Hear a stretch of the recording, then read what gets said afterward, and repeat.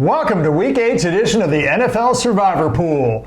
Week 7 was a little bit slower, a little bit somber. It was basically no major upsets, but we have got the picks for you in Week 8 because, hint, we smell an upset. We'll tell you who to pick and who not to pick, all coming up next.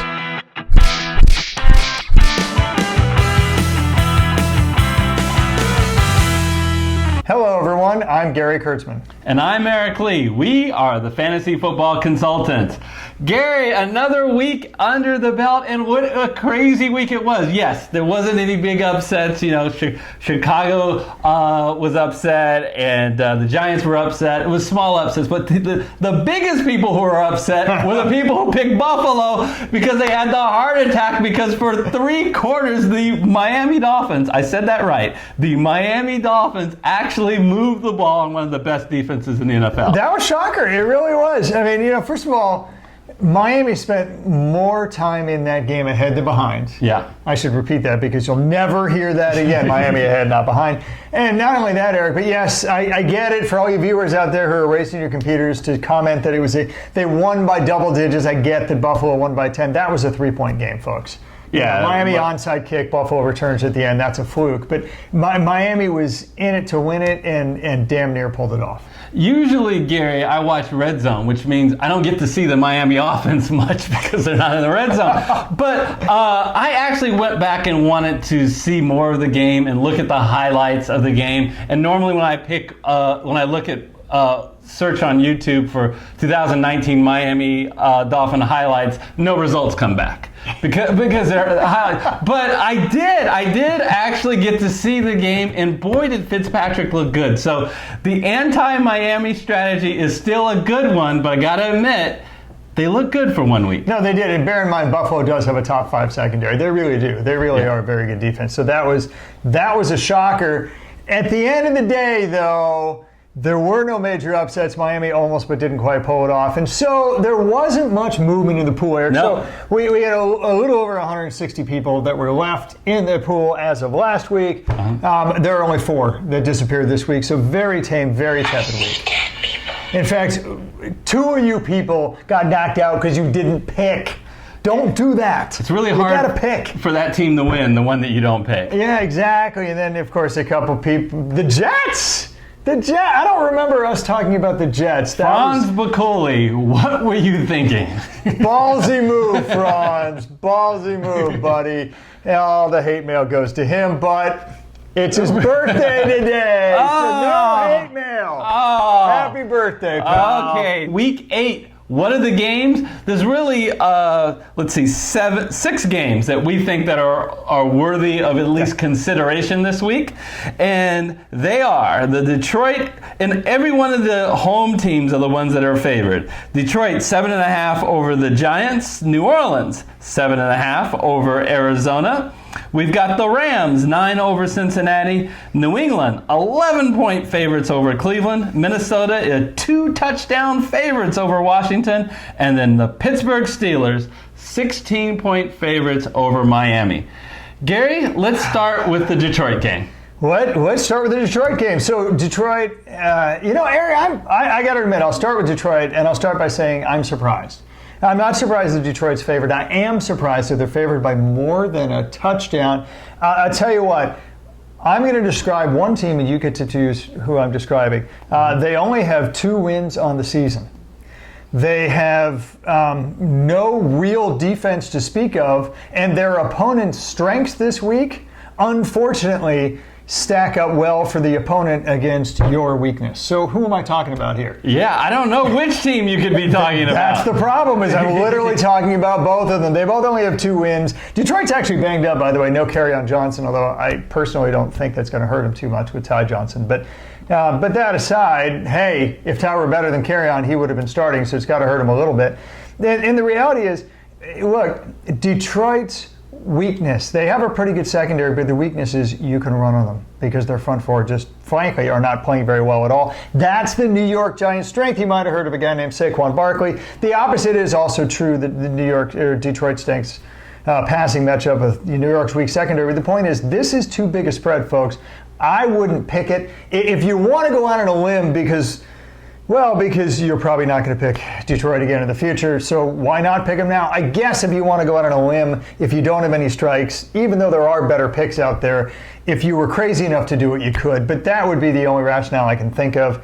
Gary, I really like what you did there because I was going to do it and I said, I just think it's too weaselly to say two win teams, because one's 2-5 and one's 2-3-1. But I love that you had the guts to do it. Now, that's the sound of me. But I do agree. Under a bus. I do agree. You can't pick Detroit in this game for the reasons that Gary said in relation to the injuries. The Giants seem to be getting healthier, where Detroit has that Kerryon Johnson injury. But I don't buy the future game argument, future value argument.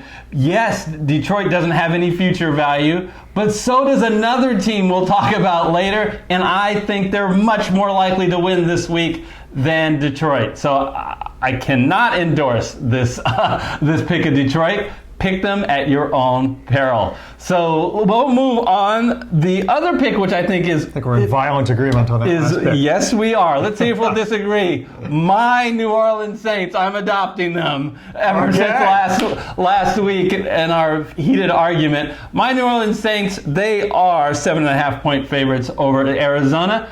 And I like this game as a pick if you want to pick New Orleans. I okay it. It's actually my third favorite pick for the week. And why? Well, look, they're getting Alvin Kamara back. I know he's listed as questionable. Look, I think he's going to play.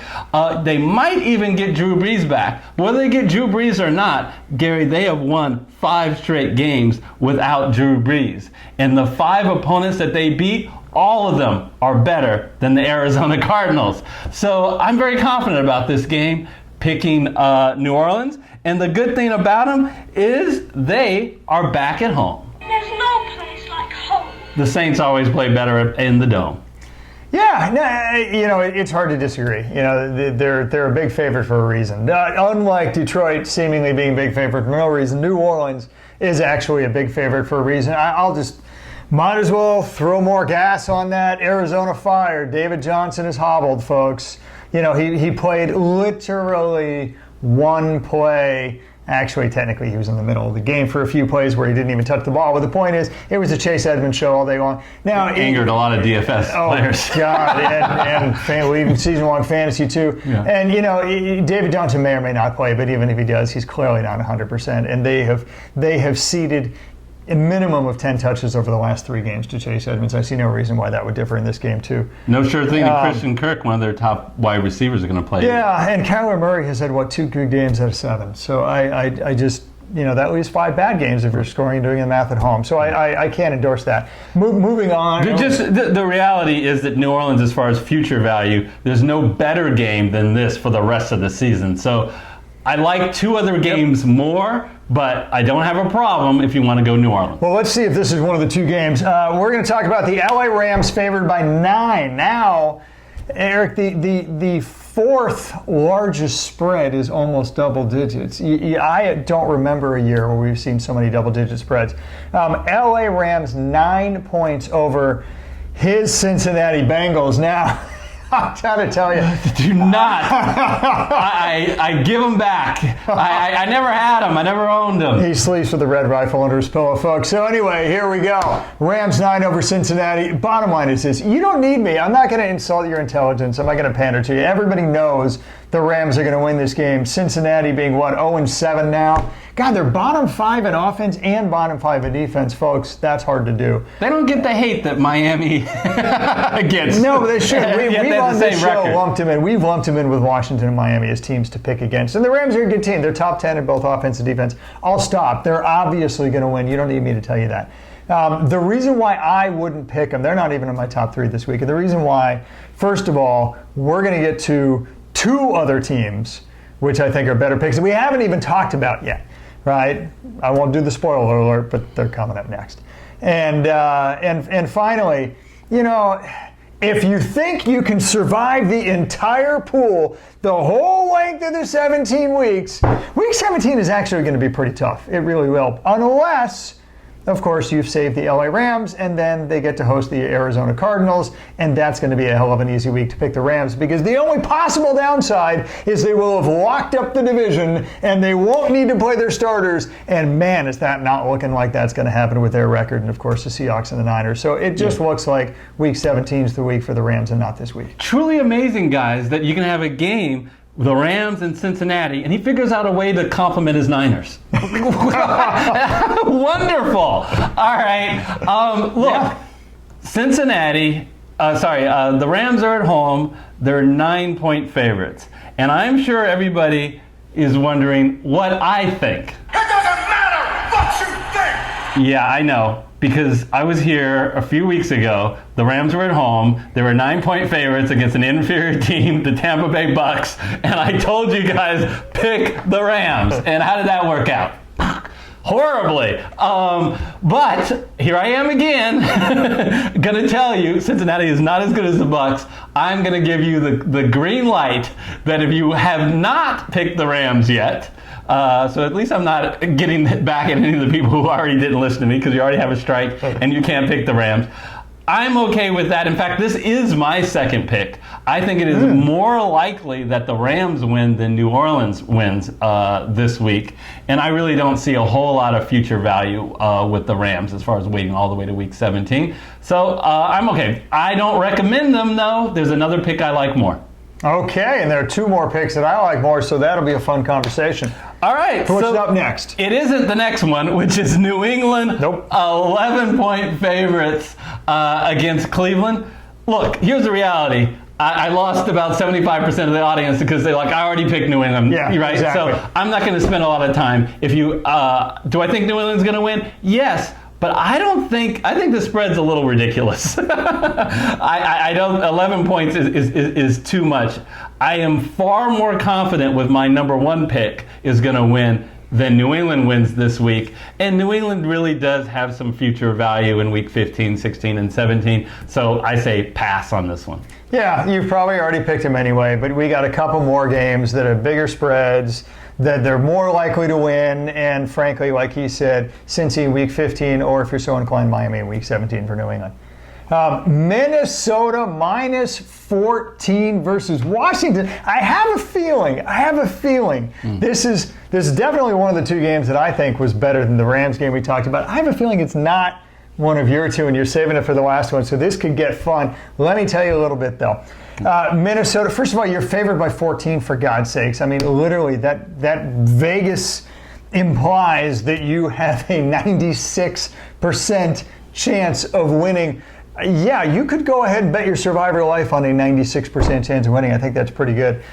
Washington, we just talked about this. There's Washington, there's Miami, and there's Cincinnati that just have little hope of winning games, or so it appears, other than, of course, when they play each other.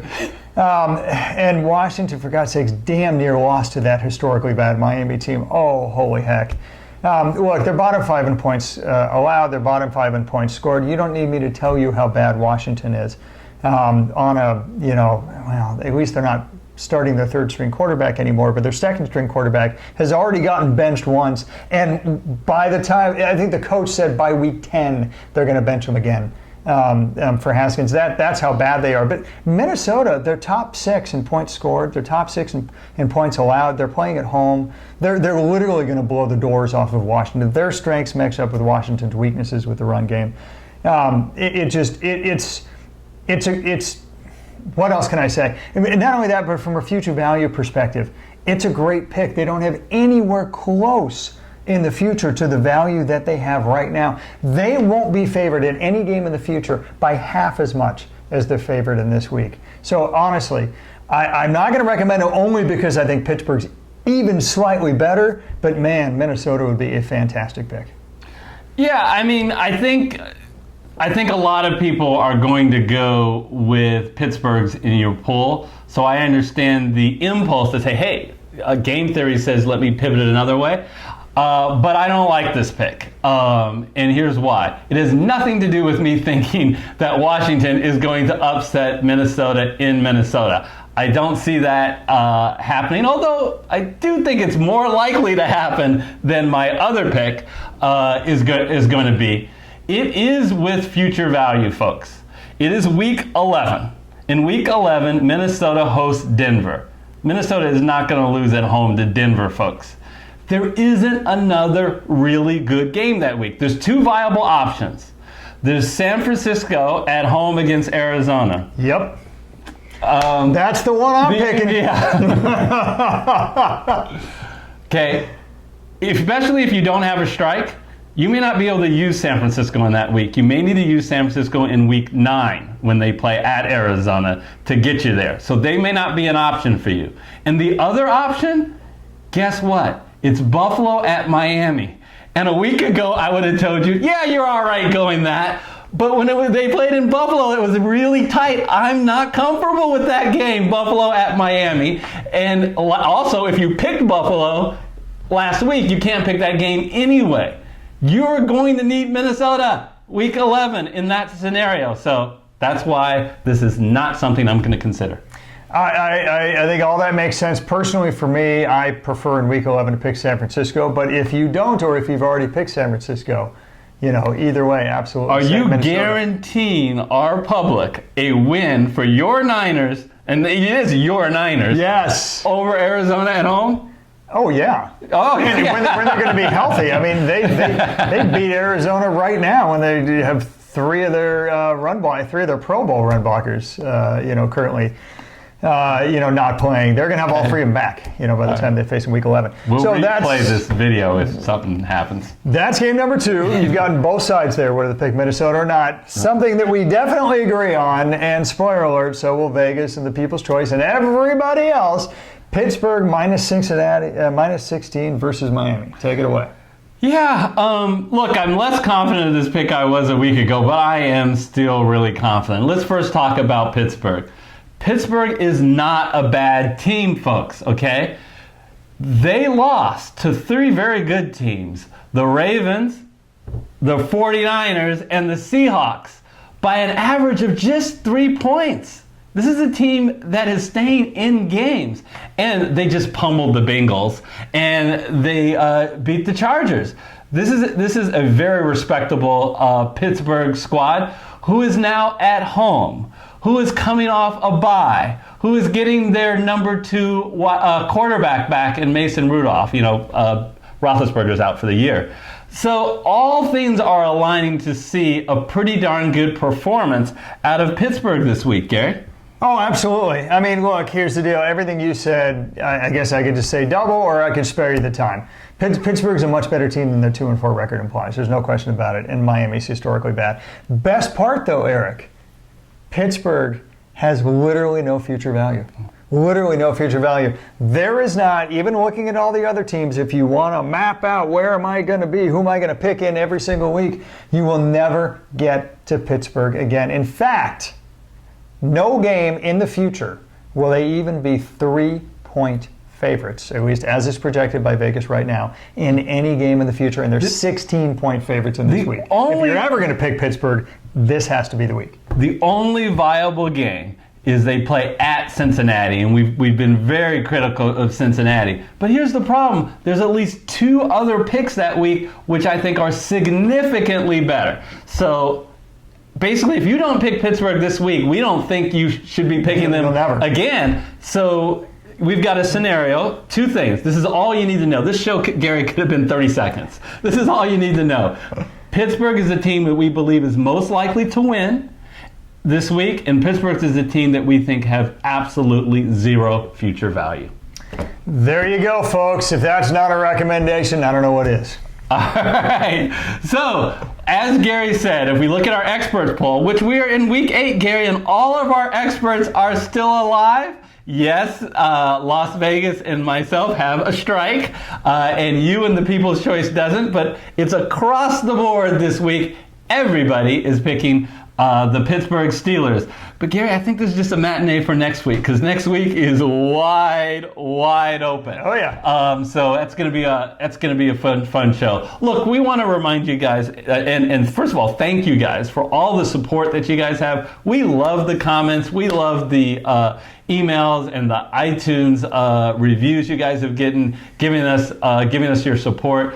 We'll just remind you the best way, Gary, that they can support this channel is to do two things. One, subscribe to the channel. We know by our analytics there are people that are watched that aren't subscribed. Please go ahead, just click that subscribe button and bring in a family member or a friend in. Tell them about our show. If you think anybody who truly likes the NFL, go hit the share button underneath this video. You can easily send them an email with the link to this video to check out our content, and hopefully they'll subscribe. Yeah, absolutely. Look, if you're on a YouTube channel, then subscriptions is really what drives the growth. So please, if you want to see more of us, if you like what you see, smash that subscriber button.